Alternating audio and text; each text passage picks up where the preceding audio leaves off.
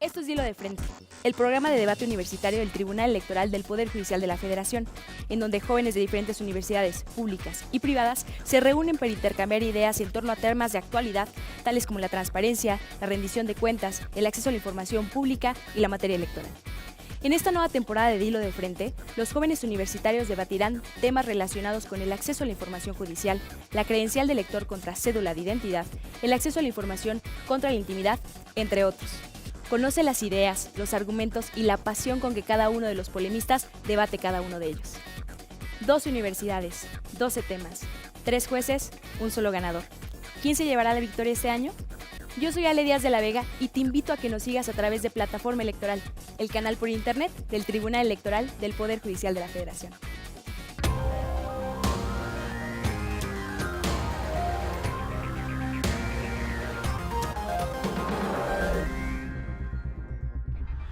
Hola, yo soy Ale Díaz de la Vega y este es el programa de debate universitario del Tribunal Electoral del Poder Judicial de la Federación.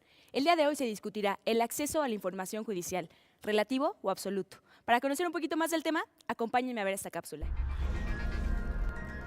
Los órganos que imparten justicia en nuestro país tienen la obligación de garantizar la máxima transparencia en cuanto a sus criterios, procedimientos y resoluciones. En principio, esta información es pública y puede ser consultada por cualquier persona. Sin embargo, existen casos en los que dicha apertura puede generar algún daño en los derechos de privacidad de las personas involucradas, particularmente en las víctimas. El derecho de acceso a la información judicial debe ser absoluto, con el fin de asegurar la máxima transparencia judicial, o debe restringirse en beneficio de los sujetos involucrados. Defendiendo la postura a favor, nos acompañan de la Universidad La Salle, Raúl, Pablo y Regina. Vamos a saber un poquito más sobre ellos. Yo soy Raúl Melo Jiménez y tengo 20 años. Estudio el 5º semestre de la licenciatura en Derecho en la Universidad La Salle, por una maestra que me inspiró muchísimo a estudiar la carrera. Estuve envuelto en un proceso electoral, en cuestiones políticas para ver quién aspiraba al poder del Consejo de Alumnos. Mi nombre es Pablo Martínez de Velasco Flores. Actualmente estoy cursando el 5º semestre de la licenciatura en Derecho. En la preparatoria, todos los temas electorales para mí fueron realmente muy apasionantes. Mi nombre es Regina Santinelli Villalobos y tengo 20 años. Estoy en 5º semestre y estudio la carrera de Derecho. Estudio Derecho porque es algo que me hace sentir que la sangre me hierve. De verdad es algo que me apasiona muchísimo. Y defendiendo la postura en contra, nos acompañan de la Universidad Latinoamericana Fernanda, Tania y Aarón. Acompáñenme a conocerlos un poquito mejor. Mi nombre es Fernando Hurtado, tengo 20 años y estudio el 3er semestre en la carrera de Derecho. Creo en un cambio en México y en su sistema. Me interesan los temas electorales porque creo que es un sistema muy corrompido en México. Hola, mi nombre es Tania, tengo 20 años, voy en 3er semestre de la licenciatura de Derecho en la Universidad Latinoamericana. Me gusta la carrera de Derecho porque las leyes se me hacen muy interesantes. Mi nombre es Aarón y tengo 20 años. Estoy en 3er semestre y estudio la carrera de Derecho. Me gusta conocer el punto de vista de otras personas y tal vez si puedo abrirle los ojos o ellos a mí es muy importante para mí. Nuestro jurado calificador se compone por el doctor Ernesto Priani, quien evaluará la construcción de los argumentos. Asimismo, por la maestra Natalia Calero, quien evaluará la expresión corporal. Y el día de hoy nos acompaña nuestro juez invitado, el maestro Rodrigo Morales, quien calificará la calidad de la información que se vierte en este foro. Por favor, acompáñenme a ver la dinámica de este programa. En esta primera y segunda ronda, el participante del equipo a favor tiene 1 minuto y medio para hacer su exposición. Mientras tanto, los miembros del equipo contrario pueden tomar notas y planear sus preguntas. Cuando el participante haya terminado de exponer, un representante del equipo contrario tendrá 2 minutos para cuestionar a su oponente y este deberá responder. Esta dinámica se repetirá cuando sea el turno del equipo contrario. Regina, por favor, pasa aquí enfrente. Fer, pásale aquí enfrente tú también. ¡Ánimo, ánimo! Muy bien, Regina, te recuerdo que tienes 1 minuto con 30 segundos para exponer tus argumentos. Muy bien. Perfecto. Regina, dilo de frente. ¿Yo? ¿Denunciar? Si yo no confío en mis autoridades, ¿para qué si de todas formas no hacen nada? ¿Cuántas veces hemos escuchado esto? Miles. ¿Y por qué? Porque no existe transparencia en nuestro país y tenemos que entender que la transparencia es algo básico en cualquier sociedad democrática. ¿Y cómo logramos esa transparencia? 10 palabras. El derecho a la información será garantizado por el Estado, artículo 6 de nuestra Constitución. Entonces, ¿debemos tener un acceso pleno a la información dentro del proceso judicial? Por supuesto que tenemos que tenerlo. ¿Por qué? Porque es un derecho fundamental que no solamente está consagrado en nuestra Constitución, está consagrado en millones de tratados internacionales todo alrededor del mundo y además en derechos nacionales de muchos países. Y justamente va a ser este derecho el que nos va a permitir como ciudadanos conocer no solamente qué están haciendo nuestro Poder Judicial, sino todos los poderes en general. Nos va a permitir evaluar a nuestros juzgadores, evaluar si son personas capacitadas, si son personas que estén haciendo su trabajo de manera correcta. Y además esto nos va a permitir valorar la manera en la que nuestras normas se están aplicando verdaderamente en los casos concretos. Y justamente es importante mencionar que el derecho a la información está basado en dos principios, que es el principio de publicidad y el principio de máxima divulgación. Y sin alguno de estos dos principios, entonces este derecho no puede ser completo. Y como ciudadanos tenemos derecho a un acceso completo a toda la información que provenga del gobierno, de todos los poderes del gobierno. Y tenemos que entender que una sociedad que no tiene transparencia no puede ser una sociedad democrática. Tiempo. Regina tiene buena dicción, se planta bien, sin embargo le falta un poco de seriedad. Falta creerse un poco más los argumentos de manera tal que los pueda proyectar con mucha mayor seguridad. Te recuerdo que tienes 2 minutos para hacerle el interrogatorio a Regina. Muy bien. Muchas gracias. Dilo de frente. Ok. Estamos de acuerdo en tu posición en el artículo 6 de la Constitución. Sin embargo, establece límites para el acceso a la información. ¿No crees que es correcto? Es cierto, tienes toda la razón. Efectivamente, el artículo 16 nos establece que todo mundo tiene derecho a que sus datos personales se respeten. Pero aquí lo que tenemos que considerar es si eso realmente violenta el absolutismo del que estamos hablando. ¿Por qué? Porque una cosa son datos personales y una cosa es conocer la verdad jurídica de una persona y otra cosa es conocer realmente la intimidad de esa persona. Entonces, una vez que hacemos esa distinción y que conocemos que el hecho de no conocer esos datos personales no significa que no podamos conocer los hechos. Y justamente el objetivo de que haya este acceso a la información es que tú como ciudadano conozcas la forma en la que están accionando cada uno de los poderes del Estado, en este caso el Poder Judicial. Y ese derecho no se ve violentado simplemente porque tú escondas, por ejemplo, el nombre de la persona. ¿Por qué? Porque es su derecho, es un derecho personal que tiene la persona que no se divulgue ese dato suyo, es personal. Sin embargo, ese dato no va a afectar los hechos que tú tienes dentro del caso y por tanto no afecta el proceso judicial. Ok, correcto. Y referente al artículo 16, dice que nadie puede ser molestado en su persona a menos de que haya un mandato de ley. ¿Qué tienes que decir en Es completamente cierto. Creo que en este caso yo me iría más hacia el hecho de justamente tener acceso a estos datos personales puede verse como una molestia hacia la persona, pero consideremos que las personas también pueden acceder a que sus datos personales sean publicados. Simplemente lo que aquí estamos buscando, y justamente lo dije en mis argumentos iniciales, es que haya el principio de máxima divulgación. Esto significa que los poderes del Estado hagan todo lo posible para que la mayor parte de información pueda ser la que se divulgue, obviamente con el consentimiento que sea necesario por parte de las partes involucradas. Muy bien. Entonces, tiempo. Pasen a sus lugares, por favor, chicas. Se quedaron muy al nivel, digamos, de la enunciación de las leyes y de la estructura legal del problema. Y bueno, ¿y yo cómo estoy expuesto o cómo me afecta este debate en los términos en que está planteado? Ahora es momento de la exposición de los argumentos en contra. Para eso le pido, por favor, a Aarón que pase aquí al frente. Y a Raúl, tú también, por favor. Muy bien, Aarón, te recuerdo que tienes 1 minuto con 30 segundos para exponer los argumentos. Dilo de frente. Bueno, ustedes citaron el artículo 6 constitucional y sí estoy de acuerdo en que eso es garantizado por el Estado. Pero también, sin embargo, esto establece unos límites al acceso a la información y protegen datos personales, así como la privacidad. Y bueno, el 16, también nadie puede ser molestado en su persona ni en su domicilio, sino en virtud del mandamiento, como decía mi compañera, de algún orden de la ley que funda el motivo de causa legal. También, bueno, tu compañera citó derechos humanos y la Carta, de acuerdo con la Declaración de los Derechos Humanos y Deberes del Hombre, yo cito que toda persona tiene derecho a la protección de la ley contra los ataques abusivos de su honra, reputación, vida privada y familiar, no solo a datos personales. Bueno, y antes de que una persona sea ciudadano o depende del cargo que sea, en este caso el Poder Judicial, es un ser humano y estas son es un derecho humano. ¿Has terminado? Muy bien, entonces, tiempo. Aarón, muy rígido, no tiene movimiento corporal, la voz es muy baja, entonces, digamos, es muy difícil darle seguimiento a lo que él está diciendo, se pierde muy fácilmente. Ahora sí, pásale aquí al frente. Te recuerdo que tienes 2 minutos para plantear el interrogatorio. Dilo de frente. Aarón, tengo una duda sobre lo que me mencionaste. Me dices tú que efectivamente debe de haber una protección a los datos porque se vulnera de alguna forma al ser humano. Me gustaría que me hicieras la precisión específica entre la diferencia entre datos sensibles y datos personales. Si pudieras aclarármelo, de ahí partiría mi pregunta. Bueno, o sea, datos personales es así como, por ejemplo, el nombre, domicilio, algo que pudiera, no sé, violentar incluso la integridad de esa persona o algún tercero. ¿No serían los datos sensibles? Sí, datos sensibles, pero... Ok. Y bueno, entonces, tú también me mencionaste varios artículos de la Constitución. No debemos de perder de vista que el Pacto de San José, como tú dijiste, también en tratados internacionales está regulado el derecho de la víctima a proteger sus datos personales y sensibles. ¿Qué vale más para ti?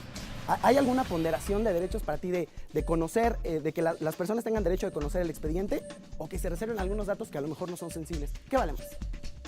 Bueno, también la reserva de algunos datos personales, sensibles, me dicen, ¿no? Sensibles. Datos sensibles, bueno, como dices, es de parte de cada quien.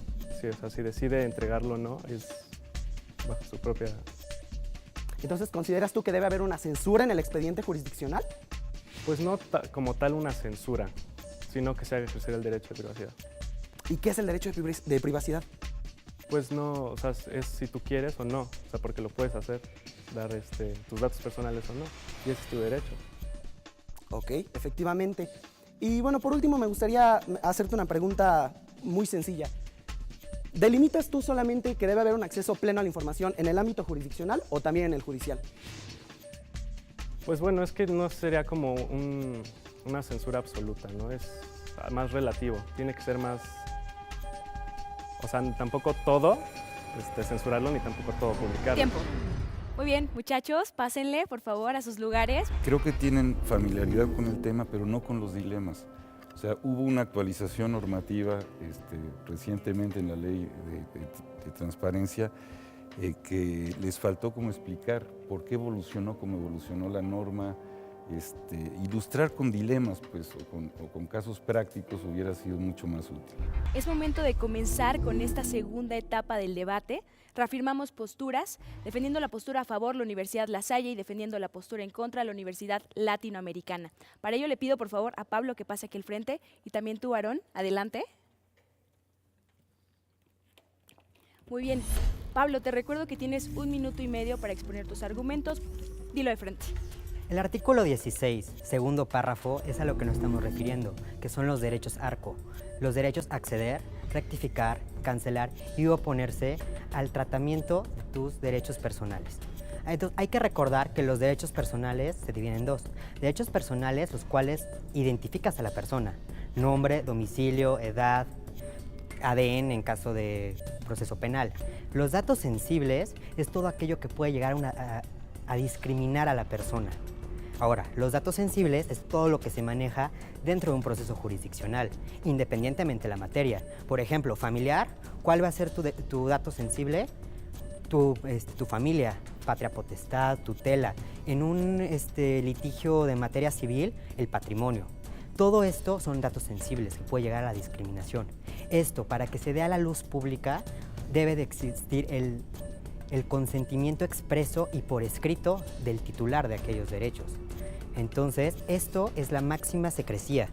Va por este lado. Nosotros estamos hablando de la máxima publicidad que va a ser el expediente, lo trascendentalmente jurídico. A nosotros como abogados no nos va a interesar realmente la vida privada, pero no solamente como abogados, sino como sociedad mexicana.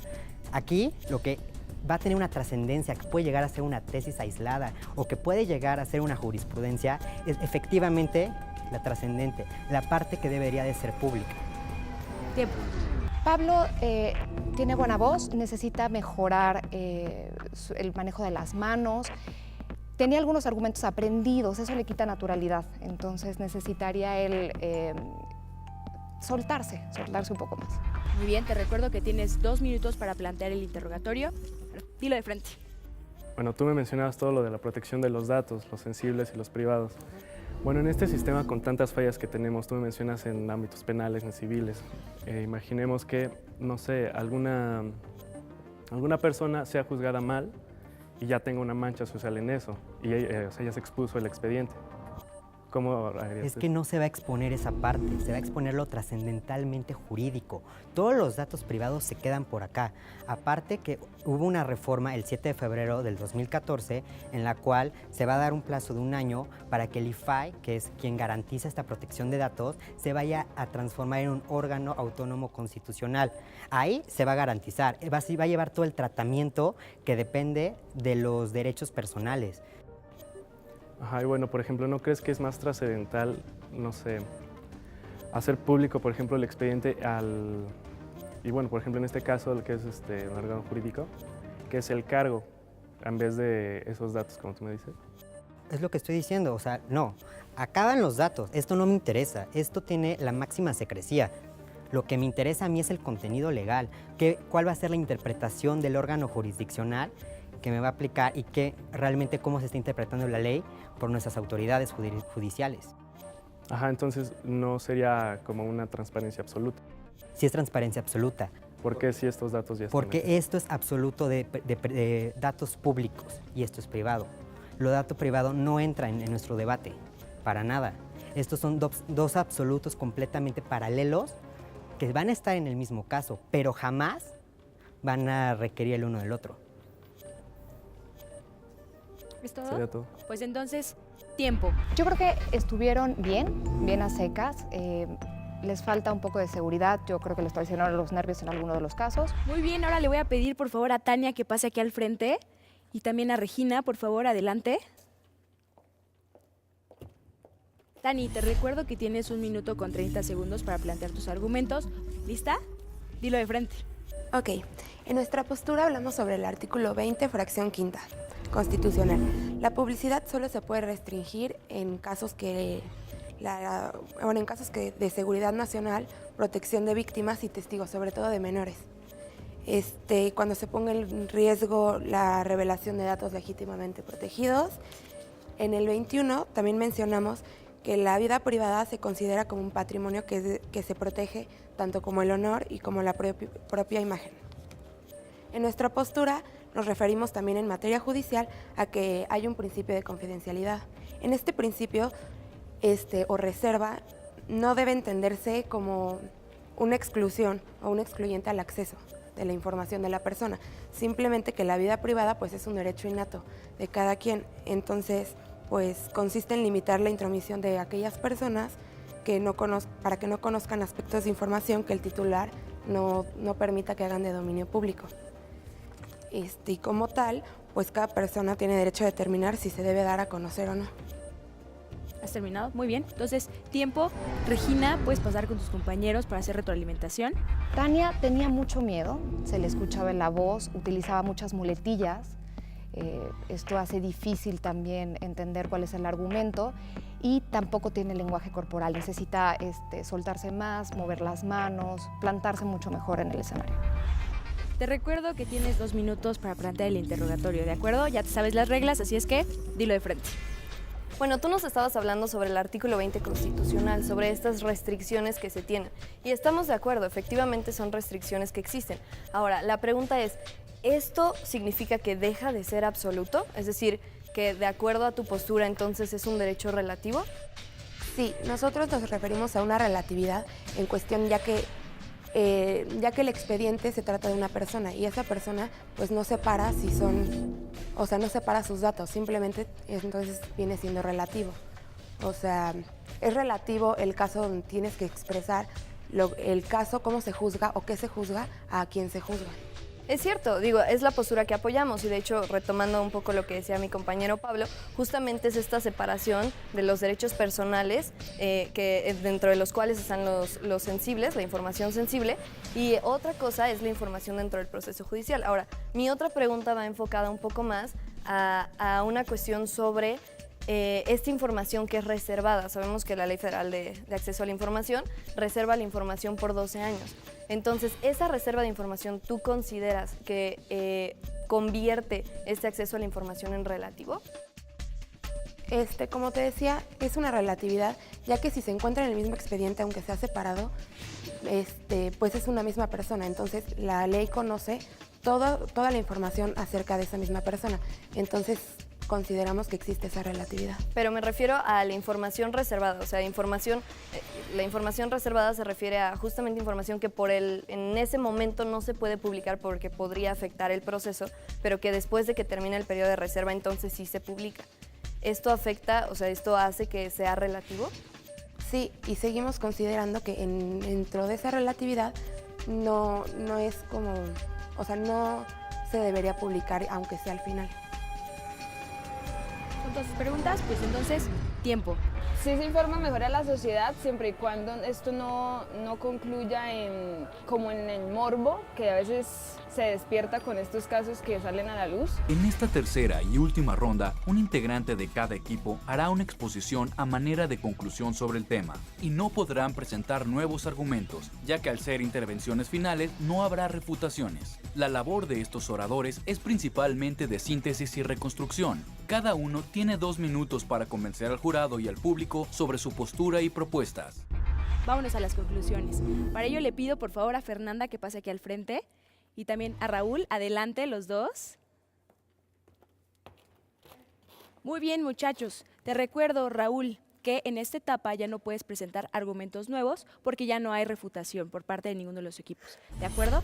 Ya sabes que tienes 2 minutos. Muy bien, ¿estás listo? Sí. Pues entonces dilo de frente. Bueno, antes de entrar a las conclusiones finales de este debate tan bueno, me gustaría agradecer al equipo de la ULA, a Aarón, a Tania y a Fernanda, por darnos esta segunda cara de la moneda, que siempre es importante tener cuando tocamos un tema tan debatible como el derecho y el acceso a la información en el procedimiento jurisdiccional. Muchísimas gracias, pero sin embargo considero que la Universidad La Salle nos brindó los argumentos necesarios para darnos cuenta de que debe haber un acceso pleno al expediente jurisdiccional. Básicamente podemos sintetizar y como conclusión lo que nos dijeron mis compañeros Regina y Pablo en 3 principios fundamentales que no encuentran ningún tipo de argumento en contra. 1, el principio de publicidad. El principio de publicidad ya es una realidad en nuestra legislación, como lo comentaba Pablo. El principio de publicidad ya permea nuestro órgano, toda la organización jurídica de nuestro país, Código Nacional de Procedimientos Penales, etc. Es un principio que no lo debemos de dejar aparte. Segundo, el principio de máxima divulgación. Es obligación de las autoridades darnos a conocer cómo están haciendo las cosas, qué están resolviendo, por qué dieron ese fallo, por qué resolvieron de tal o cual forma. No lo podemos negar. Y tercero, es un derecho fundamental. También está en el Pacto de San José, es un derecho humano que no podemos quitarnos de la espalda, porque pues sí, a lo mejor puede pesar, pero tenemos derecho como mexicanos de hacerlo. Básicamente lo que mis compañeros expusieron lo puedo resumir en una frase. Conocer una verdad jurídica no significa conocer mi verdad como persona. ¿De qué se trata y cuál es nuestra propuesta? Nuestra propuesta es que se abran las puertas, que se pierdan esos miedos que a lo mejor entorpecen la evolución del sistema jurídico mexicano, que se abran los expedientes, que se abran las puertas de absolutamente todos los órganos, no solamente el judicial, para que el mexicano vuelva a confiar en sus autoridades, como mencionaba Regina al principio. ¿Yo? ¿Para qué denuncio? Desgraciadamente podemos escuchar eso. ¿Cómo lo podemos resolver? Transparencia. Es la única solución que podemos encontrar. ¿De qué se trata? De abrir puertas, de abrir las ventanas, de abrir los expedientes. ¿Para qué? Para que el mexicano pueda entrar y se sienta como en casa. Muchísimas gracias. Pues muy bien, Raúl, muchas gracias. Ahora es momento de que Fer nos dé sus conclusiones. Te recuerdo que tienes 2 minutos. ¿Estás lista? Pues entonces, dilo de frente. Gracias. Ok, al igual que mi compañero, quiero darle las gracias a la Universidad La Salle por sus opiniones. Creo que todas las opiniones son válidas. No creemos que deben de ser posturas opuestas. Creo que todas las ideas se deben de juntar para volver a cambiar este sistema. Y lo que quiero decir es que nosotros no es que se deba de entender que estamos en una resistencia a la democratización, ni mucho menos a la transparencia, ni mucho menos al acceso a la información. Más bien lo que nosotros queremos decir es que debe de haber una relatividad, ya que se deben de proteger ciertos datos para el conflicto planteado en el derecho público, ¿correcto? El acceso a la información frente al derecho de las partes y al igual a los terceros y su privacidad. De acuerdo a lo que todos estuvimos opinando, todas las personas somos seres humanos y al igual tenemos derecho a una privacidad tanto de nuestros datos para que no pueda haber un contraataque en cuestión de nuestra honra, de nuestra reputación o de nuestra vida privada o también en contra de nuestros familiares, ya que recordemos que todos, a pesar de que sea un ciudadano público, somos independientes, no, ya me equivoqué. No, adelante, sigue, dale. No, ya. No. ¿No se puede repetir? No. ¿En serio? ¿En serio? No, no puedo. Sí puedes. No, que se repita. No se puede, nena, neta, no se puede. ¿En serio no se puede? Te quedaste en los datos privados y sensibles. Me estabas diciendo retómalo por qué de es ahí, importante. retómalo de ahí para poder hacerlo. Me ibas a dar una figura pública. No. Sí, lo de la... ok. Sale. Tranquila. Si quieres ya y concluye. O sea, retómalo desde donde estás hablando, el derecho de los ciudadanos, y concluye. Sí. Acá Sigue, ok, otra vez. Ya se acabó el tiempo. Muy bien, se acabó el tiempo. Pasen a sus lugares, por favor, chicos. Fernanda tiene buen volumen de voz, sin embargo, la traicionaron los nervios y necesita estar preparada. Pase lo que pase, tú tienes que poder seguir y engancharte de nuevo con el argumento con el que estás defendiendo. Y de hecho ahí felicito a la parte de La Salle, que él intentaba reengancharla en un esfuerzo solidario para que ella volviera a retomar el argumento. Sin embargo, estaba tan nerviosa que se quedó ahí. Ha concluido ya la segunda parte de este debate. Vamos a ver qué opina nuestro juez invitado, el maestro Rodrigo Morales, sobre lo que aquí se debatió. Yo creo que lo que no hubo fue mucho debate. Es decir, me parece que lo que hicieron fue recordarnos los contenidos de la ley, pero no confrontarse. Tengo, insisto, la sensación de que les faltó ilustrar cuáles son los dilemas que había. Entonces, al final parecía que estaban de acuerdo. Pues muy bien, hemos llegado ya al momento de anunciar los resultados parciales de este debate. A la Universidad La Salle, el doctor Ernesto Priani les otorgó 28 puntos y la maestra Natalia Calero les otorgó 37 puntos, lo que da un subtotal de 65 puntos. Vamos a ver qué opina nuestro jurado de casa sobre su desempeño. La Salle, me queda claro que son chicos que están bastante bien entrenados para el debate. Un debate en donde fundamentalmente lo que se hace es repetir algunas estructuras y que no estudiaron el problema de fondo. Es el momento de anunciar los resultados parciales de la Universidad Latinoamericana. A ellos el doctor Ernesto Priani les otorgó 19 puntos y la maestra Natalia Calero les otorgó 18 puntos, lo que da un subtotal de 37 puntos. Vamos a ver qué opina nuestro jurado de casa sobre el desempeño de los chicos. Todos traían un papel para recordar lo que querían decir. No tomaron, digamos, no hicieron suyo el problema, no lo atacaron. Es el momento de la verdad. Vamos a anunciar los resultados que definen todo lo que aquí sucedió. A la Universidad La Salle, el maestro Rodrigo Morales, nuestro juez invitado, les otorgó 24 puntos, lo que da un total final de 89 puntos. Y a la Universidad Latinoamericana, el maestro Rodrigo Morales les otorgó un total de 15 puntos, lo que da un total de 52 puntos. Tenemos universidad ganadora, es la Universidad La Salle. Un aplauso muy fuerte, por favor, chicos. Felicidades. También muchas felicidades a los chicos y las chicas de la Universidad Latinoamericana que jugaron un papel extraordinario este día. Bueno, yo creo que iniciativas como este programa sí son espacios que ayudan, digamos, a la formación crítica. Creo que es un buen entrenamiento en términos no solo de prepararse en el tema, sino de este ejercicio de confrontación, pues es un asunto que siempre será sano, ¿no? Que el programa sirva para que los jóvenes se involucren en un debate que además los concierne. Todas estas cosas tienen que ver con sus derechos ciudadanos, su vida privada. Entonces es importante que los jóvenes sepan que esto que se está debatiendo los puede afectar a ellos profundamente y que entonces es bueno que también lo digan de frente.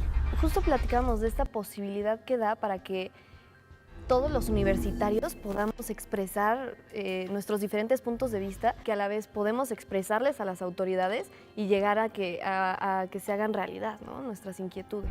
Les recordamos que nos pueden seguir a través de las redes sociales que están apareciendo aquí en pantalla. Su opinión nos interesa muchísimo y hay que aprovechar esta gran iniciativa del Tribunal Electoral del Poder Judicial de la Federación, porque los jóvenes y todos los mexicanos tenemos mucho que decir y solamente a través del debate, a través de la argumentación es que podemos generar cambios significativos significativos para nuestro país. Recuerden que lo padre de este ejercicio es que el debate no se trata de ganar o de perder, sino de entender. Así es que yo soy Aleida de la Vega, esto es Dilo de Frente y nos vemos a la próxima.